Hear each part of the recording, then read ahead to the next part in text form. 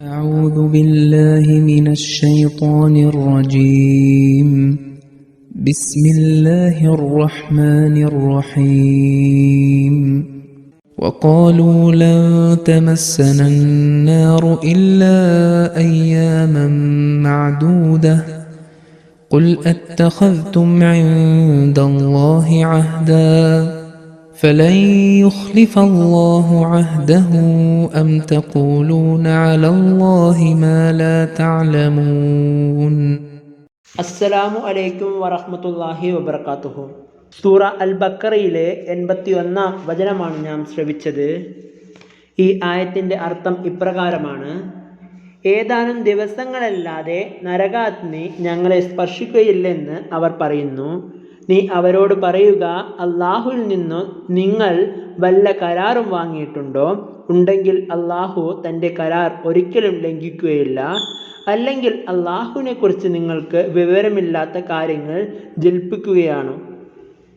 സയ്യിദുനാ ഹദ്റത്ത് മുസ്ലിം മൗഊദ് റളിയല്ലാഹു അൻഹു ഈ ആയത്തിനെ വിശദീകരിച്ചുകൊണ്ട് തഫ്സീറെ കബീറിൽ പറയുന്നു, ഈ ആയത്തിൽ ആ യഹൂദികളെ കുറിച്ചാണ് പരാമർശിച്ചിട്ടുള്ളത്.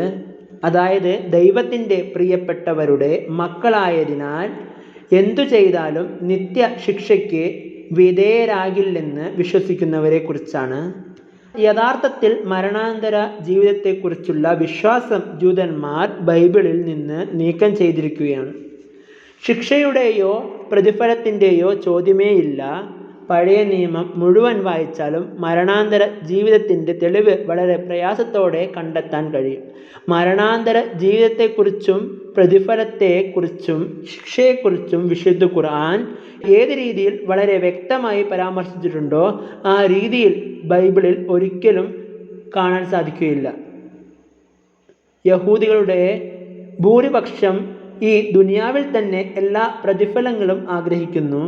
അതുപോലെ ശിക്ഷയും ഈ ദുനിയാവിൽ തന്നെ ആഗ്രഹിച്ചിരിക്കുന്നു. പ്രതിഫലങ്ങളിൽ നിന്നും ശിക്ഷയിൽ നിന്നും പുനരുദ്ധാരണത്തിൽ നിന്നുമുള്ള വിശ്വാസത്തിൽ നിന്നുപോലും പൂർണ്ണമായും മോചിതരാവാൻ കഴിയാത്ത ചില ആളുകളും ഉണ്ടായിരുന്നു. ആ ആളുകൾ സ്വയം ചിന്തിച്ചിരുന്നത്, ഞങ്ങൾ സർവശക്തനായ ദൈവത്തിൻ്റെ പ്രിയപ്പെട്ടവരായതിനാൽ അധികം ശിക്ഷ ലഭിക്കില്ല എന്നാണ്. ശിക്ഷ ലഭിച്ചാൽ തന്നെ അത് കുറച്ച് ദിവസത്തേക്ക് മാത്രമേ നിലനിൽക്കൂ എന്നാണ്. ഈ ഏതാനും ദിവസത്തെ ശിക്ഷയ്ക്ക് ശേഷം ജൂതന്മാർ ചാരമായി മാറുമെന്നും അവരുടെ ചിതാഭസ്മം നന്മയുള്ളവരുടെ കാൽക്കൽ എറിയുമെന്നും അവരിൽ ചിലർ വിശ്വസിക്കുന്നു. ചിലർ വിശ്വസിച്ചിരുന്നത് ഇങ്ങനെ സംഭവിക്കില്ലെന്നും മറിച്ച് അവർക്ക് മാപ്പ് നൽകുമെന്നുമാണ്. ഈ വിശ്വാസത്തെക്കുറിച്ചുള്ള ജൂതന്മാരുടെ വിവിധ വീക്ഷണങ്ങൾ ഇത്തരത്തിലാണ്. സീൽ തൻ്റെ ഖുർആൻ തർജുമയിൽ എഴുതുന്നു, യഹൂദികളെ സംബന്ധിച്ചിടത്തോളം ഇത് മുസ്ലിങ്ങളുടെ പ്രശ്നമാണ്. എത്ര ദുഷ്ടനായാലും ഏത് വിഭാഗത്തിൽപ്പെട്ടവനായാലും 11 മാസം പരമാവധി 1 വർഷത്തിൽ കൂടുതൽ നരകത്തിൽ തുടരുകയില്ല. ദാത്തൻ, ഏബിറാം, നിരീശ്വരവാദികൾ ഇവരെല്ലാം എപ്പോഴും നരകത്തിലായിരിക്കും. മൂസ അലൈഹി ഇസ്ലാമിനെതിരെ ഗൂഢാലോചന നടത്തിയവരാണ് ദാത്തനും ഏബിറാമും. പിന്നീട് അവർ ഒരു ജമാഅത്ത് രൂപീകരിച്ചുകൊണ്ട് ഹദ്റത്ത് മൂസ അലൈഹി ഇസ്ലാമിയുടെ ഭരണകൂടത്തെ തകർക്കാൻ ശ്രമിച്ചു. അള്ളാഹു ഒരു പ്രത്യേക ശിക്ഷയിലൂടെ അവരെ നശിപ്പിക്കുകയുണ്ടായി. ബാബി താലിമൂദ് അനുസരിച്ച് അവിശ്വാസികളും ജെറോബൂം ഒഴികെ ബാക്കി എല്ലാവരും 12 മാസം നരകത്തിൽ തന്നെ തുടരും. പിന്നീട് അവർ കത്തിച്ചാരമാകും. അവരുടെ ചിതാഭസ്മ നന്മയുള്ളവരുടെ കാൽക്കൽ എറിയുമെന്നും അവർ വിശ്വസിക്കുന്നു. ബാബ മേസിയായുടെ താലിമൂദിൽ എഴുതിയിരിക്കുന്നു, യഹൂദർ നരകത്തിൽ പോവുകയും പിന്നീട് 3 തരം ആളുകൾ ഒഴികെ എല്ലാവരും പുറത്തു വരികയും ചെയ്യും. 1 ദുഷ്ടൻ, 2 അയൽക്കാരനെ ബലാത്സംഗം ചെയ്തവൻ, 3 അയൽക്കാരനെ അപകീർത്തിപ്പെടുത്തുന്നവൻ.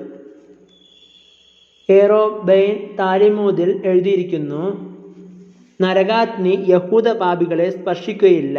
കാരണം അവർ നരക കവാടത്തിന് മുമ്പാകെ തങ്ങളുടെ പാപങ്ങൾ പറഞ്ഞുകൊണ്ട് ദൈവത്തിലേക്ക് മടങ്ങുന്നതാണ്. ബാറകോട്ട് താലിമൂദിൽ എഴുതിയിരിക്കുന്നു, വിശ്വാസത്തിൽ നിന്ന് പിന്തിരിഞ്ഞവരും റോമക്കാരും ഇറാനികളും നരകത്തിൽ പോകുന്നതാണ്. അതായത് ജൂതപാപികൾ ഒരിക്കലും നരകത്തിൽ പോവുകയില്ല. ഈ താലിമൂദിൽ ഇങ്ങനെയും എഴുതിയിരിക്കുന്നു, ഇസ്രായേല്യർ നരകത്തിൽ നിന്ന് വളരെ കുറച്ച് അപകടത്തിലാണ്. എന്നാൽ വിശ്വാസത്തിൽ നിന്ന് പിന്തിരിഞ്ഞ ജൂതന്മാർ നരകത്തിൽ പോകാനുള്ള അപകടത്തിലാണ്. അതുപോലെ ജൂതന്മാരല്ലാത്തവർക്കും ഒരു അപകടമുണ്ട്. ജൂതന്മാർക്ക് വളരെ പരിമിതമായ ശിക്ഷ മാത്രമേ ലഭിക്കുകയുള്ളൂ എന്ന് ജൂതന്മാരിൽ പലരും വിശ്വസിച്ചിരുന്നതെന്ന് ഈ റെഫറൻസുകളിൽ നിന്ന് മനസ്സിലാകുന്നതാണ്. അയ്യാമൻ മാദൂദത്തൻ എന്നതിൻ്റെയും അർത്ഥം ഇതുതന്നെയാണ്. എണ്ണപ്പെട്ട ദിവസങ്ങൾ എന്നത് നിശ്ചിത ദിവസങ്ങളല്ല, മറിച്ച് കുറച്ച് ദിവസങ്ങൾ എന്നാണ് അർത്ഥമാക്കുന്നത്. ഉറുദുവിലും ഒരു ചൊല്ലുണ്ട്, എൻ്റെ അടുത്ത് എണ്ണപ്പെട്ട ചില സാധനങ്ങളുണ്ട്. അതിനർത്ഥം വളരെ കുറച്ച് സമ്പത്ത് മാത്രമേ ഉള്ളൂ എന്നാണ്.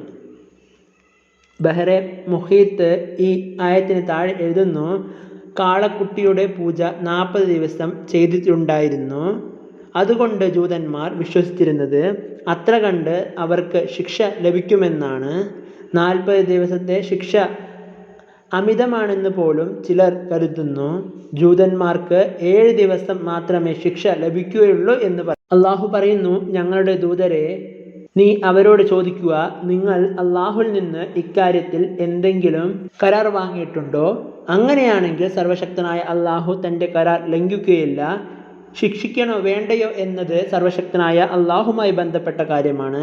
നിങ്ങളുടെ പുരോഹിതന്മാരും സന്യാസിമാരും അവർ എന്ത് വേണമെങ്കിലും തീരുമാനമെടുക്കേണ്ട കാര്യമല്ല ഇത്.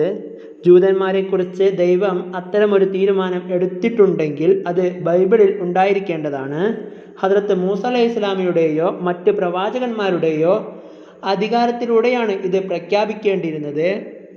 എന്നാൽ മൂസ അലൈഹിസ്സലാമയും മറ്റ് പ്രവാചകന്മാരും നിശബ്ദരാണ്. താലിമൂദിലെ പണ്ഡിതന്മാർ അവരുടെ ഊഹാപോഹങ്ങളിലൂടെയാണ് ഈ കാര്യം തീരുമാനിക്കുന്നത്. ഇത് ദൈവത്തിനും അവൻ്റെ ദീനിനും ഒരു അപകീർത്തിപ്പെടുത്തലല്ലേ? പിന്നീട് പറയുന്നു, ഇത് ഒരു ഉടമ്പടിയുടെ കാര്യമല്ലെങ്കിൽ അതിൻ്റെ അർത്ഥം നിങ്ങളുടെ പണ്ഡിതന്മാർ സ്വന്തം മനസ്സുകളിൽ നിന്നും ആശയങ്ങളിൽ നിന്നും ഈ കാര്യങ്ങൾ കെട്ടിച്ചമയ്ക്കുന്നു എന്നാണ്. കൂടാതെ സർവശക്തനായ ദൈവത്തെക്കുറിച്ച് സ്വന്തം മനസ്സുകളിൽ നിന്നും ആശയങ്ങളിൽ നിന്നും കാര്യങ്ങൾ കെട്ടിച്ചമയ്ക്കുന്നത് വലിയ പാപമാണെന്ന് വ്യക്തമാണ്. വാസ്തവത്തിൽ വ്യത്യസ്ത മതങ്ങൾക്കിടയിൽ വ്യത്യാസങ്ങൾ ഉയർന്നു വന്നതിൻ്റെ കാരണം ആളുകൾ വിവിധ കാര്യങ്ങളെക്കുറിച്ച് ഊഹാപോഹങ്ങൾ നടത്താൻ തുടങ്ങിയതും അവ വ്യത്യസ്ത മതങ്ങളിലേക്ക് ചേർത്ത് വെച്ചതുമാണ്. ബാക്കി ഇൻഷാ അല്ലാഹ് അടുത്ത ദർസിൽ. വാഹിർ ദഅവാന അൽഹംദുലില്ലാഹി റബ്ബിൽ ആലമീൻ.